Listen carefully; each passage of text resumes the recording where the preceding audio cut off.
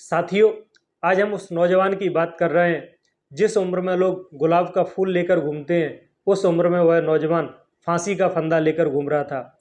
दोस्तों, हम बात कर रहे हैं भगत सिंह की।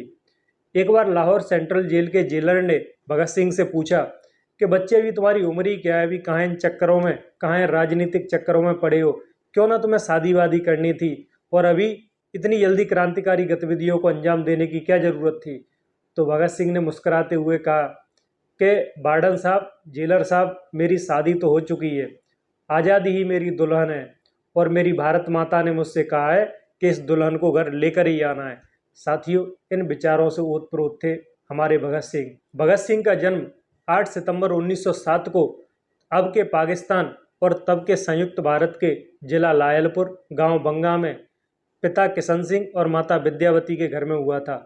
भगत सिंह साथियों बचपन से ही क्रांतिकारी स्वभाव के थे। एक बार खेत में उनके पिताजी काम कर रहे थे, साथ में भगत सिंह भी खेत में गए थे। तो पीछे देखा उन्होंने कि भगत सिंह कुछ कर रहे हैं, वो लकड़ियां बो रहे थे खेत में। तो उनके पिता ने पूछा कि भगत, ये क्या कर रहे हो? तो भगत सिंह ने कहा, मैं बंदूकें बो रहा हूँ। तब उनकी बहुत ही अबोध उम्र थी और नई उम्र थी। साथियों, क्रांतिकारी विचारों से भगत सिंह बचपन से ही ओतप्रोत थे। कहीं ना कहीं जलियांवाले बाग हत्याकांड का उनके जीवन पर एक नकारात्मक प्रभाव पड़ा था। और दोस्तों, उस समय कुछ देश का माहौल ही ऐसा था कि पूरे देश में एक क्रांतिकारी वातावरण था। उस समय देश का पत्ता पत्ता कह रहा था कि मुझे तुम तोड़ लेना है बनमाली, उस पद पर देना फेंक, मातृभूमि पर शीश चढ़ाने, जिस पद पर जाए वीर अनेक। साथियों, उस दौर में असहयोग आंदोलन चल रहा था और इस आंदोलन का नेतृत्व कर रहे थे महात्मा गांधी। लेकिन चोरी चोरा की हिंसक घटना के बाद 12 फरवरी 1922 को असहयोग आंदोलन वापस ले लिया गया।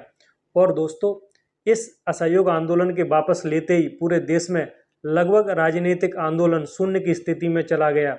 इस राजनीतिक शून्यता को भरने के लिए 1922 से 1930 तक 8 साल का जो गैप मिला, उसमें साथियों मोर्चा संभाला हमारे युवा क्रांतिकारियों ने। चंद्रशेखर आजाद ने, भगत सिंह ने, बटुकेश्वर दत्त ने, रामप्रसाद बिस्मिल ने, अशफाक उल्लाह खान ने। साथियों, इन क्रांतिकारियों ने इस खालीपन को भरने का काम किया। इसी क्रम में साथियों 1924 में कानपुर के अंदर चंद्रशेखर आजाद ने एक संगठन की स्थापना करी जिसका नाम था HRA, हिंदुस्तान रिपब्लिकन एसोसिएशन। इसी संगठन से साथियों भगत सिंह जुड़े थे और इसी संगठन से जुड़कर उन्होंने आजीवन अपनी क्रांतिकारी गतिविधियों को अंजाम दिया। इसी संगठन ने साथियों काकोरी कांड को अंजाम दिया। इसी संगठन के तार साथियों चटगांव शस्त्रागार से जोड़े गए और इसी संगठन ने साथियों जो है लाहौर षड्यंत्र को अंजाम दिया, जो कि इतिहास में लाहौर कॉन्स्पिरेसी के नाम से जाना गया। लेकिन यही लाहौर षड्यंत्र साथियों भगत सिंह के जीवन पर बहुत ज़्यादा भारी पड़ गया, क्योंकि साथियों 1928 में साइमन कमीशन भारत में आया था, फरवरी 1928 में। और ऐसी स्थिति में पूरे देश में साइमन कमीशन का बुरी तरीके से विरोध हो रहा था। साथियों, लाहौर के अंदर भी यह विरोध प्रदर्शन बड़ा तेज हो रहा था। लाला लाजपत राय इसका नेतृत्व कर रहे थे, जिसमें पीछे की कतार में भगत सिंह, चंद्रशेखर आजाद जैसे क्रांतिकारी भी खड़े थे, बटुकेश्वर दत्त भी वहाँ थे। साथियों, पुलिस के द्वारा लाठीचार्ज किया गया इस विरोध प्रदर्शन पर। इस लाठीचार्ज में लाला लाजपत राय को, जिन्हें पंजाब केसरी के नाम से जाना जाता था, उनके बहुत ही गहरी चोट आई और साथियों उनकी मृत्यु हो गई। अब साथियों HRA के क्रांतिकारियों ने ये ठाना, चंद्रशेखर की पूरी लॉबी ने, चंद्रशेखर आज़ाद की लॉबी ने, कि किसी तरीके से पंजाब केसरी के यानी कि लाला लाजपत राय के इस हत्या का बदला लिया जाना है। तो साथियों इसके लिए तैयार किए गए भगत सिंह, बटुकेश्वर दत्त और इनके साथी, यह साथियों फरवरी 1928 में साइमन कमीशन भारत आया था और ठीक 10 महीने बाद दिसंबर 1928 में अब इसका बदला लिया जाना था। पूरी फील्डिंग सेट कर ली गई और भगत सिंह ने साथियों अंग्रेज अधिकारी साउंडर्स को गोलियों से भूंज दिया। लेकिन साथियों ब्रिटिश सरकार बहुत ही चाक चौबंद थी। जब उनका एक सिपाही मारा जाता था तो वो बहुत ही सख्ती से पेश आते थे भारतीयों के साथ। अब तो उनका एक अधिकारी मारा गया था। अब तो साथियों पूरे लाहौर के अंदर ब्रिटिश पुलिस जो है कुत्ते की तरह भगत सिंह और उनके साथियों को ढूंढ रही थी। किसी भी तरीके से अगर ये मिल जाते तो इनको वहीं मौत के घाट उतार दिया जाता। लेकिन भगत सिंह बहुत ही स्मार्ट थे। उधर साथियों एक पॉइंट आपके लिए बताना बहुत जरूरी है कि गांधीवादी विचारों से ओतप्रोत थे सीमांत गांधी, जिन्हें खान अब्दुल गफ्फार खान कहा जाता था। उन्होंने देखा कि मेरा बच्चा भगत सिंह अभी लाहौर में फंसा हुआ है और उसको निकालना है। साउंडर्स की हाल ही में उन्होंने हत्या की है, तो लाल कुर्ती वालों ने एक रैली निकाली लाहौर से। उसी लाल कुर्ती वालों की रैली के साथ भगत सिंह को साथी वहाँ से निकाल दिया गया। एक क्रांतिकारी थे भगवती चरण बोहरा, उनकी पत्नी थी दुर्गा भाभी, उनका एक छोटा बच्चा था। उनका दुर्गा भाभी का हस्बैंड बनाकर जो है भगत सिंह को लाहौर के स्टेशन पर रेल में बिठाला गया और जो है कानपुर पर इनको उतार लिया गया। लेकिन साथियों, अभी भी इन क्रांतिकारियों में जो है रोष बाकी था और ये निर्णय लिया गया कि किसी भी तरीके से देश को और जगाया जाए। अब साथियों, इन्होंने एक प्लानिंग बनाई कि किसी भी तरीके से सेंट्रल असेंबली पे यदि बम फोड़ा जाए तो उसका मैसेज पूरे देश में जाएगा और यह क्रांतिकारी आंदोलन और भी बड़ा हो जाएगा। क्योंकि 1928 तक आते आते इस संगठन का नाम भी बदल चुका था। अब इसमें समाजवादी शब्द जुड़ चुका था, यानी कि समाज के और देश के कोने कोने तक क्रांति पहुंचाई जानी थी।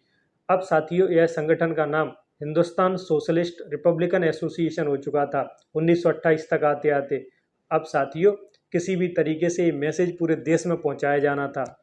अब उस मैसेज को पहुंचाने के लिए हमारी सेंट्रल असेंबली पर बम फेंका जाना था ताकि पूरे देश में इसकी खबर पहुंचे। तो इसके लिए भगत सिंह और उनके एक दो साथी को और तैयार किया गया। जब ये साथियों सेंट्रल असेंबली में इन्होंने बम फेंका तो सारा धुआं धुआं हो गया। अप्रैल 1929 की बात है ये। और जैसे ही बम फेंका तो ये लोग चाहते तो वहाँ से निकल आते, इनके पास बहुत समय भी था, लेकिन साथियों ये नहीं भागे। पंडित मोतीलाल नेहरू जो कि जवाहरलाल नेहरू के पिताजी थे और विट्ठल भाई पटेल जो कि सरदार पटेल के बड़े भाई थे, इन्होंने बड़ी कोशिश की कि भगत सिंह को वहाँ से भगाया जाए। आखिर बच्चों से प्रेम वह लोग भी करते थे, लेकिन यह नौजवान भागे नहीं। और जब इनसे पूछा गया कि आप लोग भाग क्यों नहीं रहे हो, आप जानते हो इसका अंजाम सीधा फांसी होगा, तो भगत सिंह ने कहा कि यह जो बम गिराया गया है ये किसी को नुकसान पहुंचाने के लिए नहीं गिराया गया है। यह बम गिराया गया है इस देश के बहरे लोगों को सुनाने के लिए, ताकि देश का बच्चा बच्चा क्रांति की अलख जगा सके पूरे देश में, इसलिए यह बम गिराया गया है। और साथियों, भगत सिंह को वहीं पर गिरफ्तार कर लिया गया। गिरफ्तार करके भगत सिंह को लाहौर की सेंट्रल जेल में बंद कर दिया गया। भगत सिंह की जो फांसी की तिथि तय हुई वो 24 मार्च 1931 थी। साथियों, तभी भगत सिंह के वकील थे प्राणनाथ मेहता, उनके हाथों चंद्रशेखर आज़ाद ने एक खत भिजवाया भगत सिंह के लिए और इस पत्र में लिखा था कि भगत सिंह सरदार, आखिर जेल की ऐसी कौन सी दीवार बनी है जो हमारे इस भाई को जेल के अंदर रख सके, बताओ तो इस दीवार को उड़ा दें और हम जो है अपने साथी को छुड़ा ले जाएं। क्योंकि साथियों, इन क्रांतिकारियों ने पहले ऐसे बहुत कांड किए थे। इन्होंने इवन वायसरॉय के ऊपर बम फेंका था, तो यह सरदार भगत सिंह को छुड़ाना इनके लिए बहुत मामूली बात थी। लेकिन भगत सिंह ने जो पत्र का रिप्लाई किया हुआ है जानने लायक है। भगत सिंह ने कहा कि भाई मैं भी जीना चाहता हूँ, मेरी भी जीने की इच्छा है, मैं भी शादी करना चाहता हूँ, मैं भी घर बार बसाना चाहता हूँ, लेकिन कि भाई मुझे शहीद ही होने दो, ताकि इस देश की माँ ऐसा सपना देखे कि उसकी कोख से यदि कोई पैदा हो तो भगत सिंह ही पैदा हो। इसीलिए साथियों, भगत सिंह ने इस पूरे पैरवी की जो चंद्रशेखर आज़ाद ने पैरवी की थी उनको छुड़ाने की, उससे साफ इनकार कर दिया। अब साथियों, भगत सिंह को फांसी दी जानी थी 24 मार्च 1931 को, लेकिन उन्हें फांसी देना एक दिन पहले ही तय हुआ, क्योंकि साथियों लाहौर सेंट्रल जेल को पूरे देशवासियों ने घेर लिया था। देश के युवाओं में एक अजीब तरह का उमंग था, अजीब तरीके का उत्साह था। भगत सिंह साथियों वो नौजवान थे जिनके लिए पूरे देश में एकदम से प्रेम उमड़ पड़ा और लाहौर सेंट्रल जेल को एक दिन पहले से ही देश की जनता ने घेर लिया था। अंग्रेज अधिकारी घबराए हुए थे। अब उन्हें लग रहा था कहीं ऐसा ना हो कि अराजकता की स्थिति उत्पन्न हो जाए। ऐसी स्थिति में साथियों अंग्रेजों ने भगत सिंह को एक दिन पहले फांसी देने का फैसला किया और ये था 23 मार्च 1931 शाम 7:33 पर। और भगत सिंह को साथियों बार्डन चरत सिंह बुलाने जाते हैं कि चलो फांसी का समय आ गया है। आखिर बार्डन चरत सिंह भी हिंदुस्तानी थे, वो भी इमोशनल थे, वो भी भावुक थे और उनके आंखों में आंसू थे।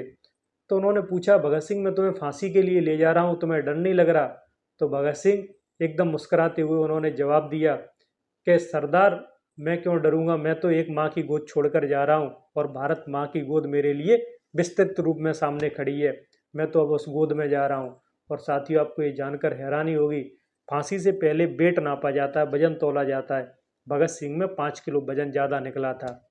भगत सिंह को साथियों उस काल कोठरी से फांसी की ओर ले जाया जा रहा था जहाँ पर फांसी लगती है एक अलग जेल के सेक्शन में।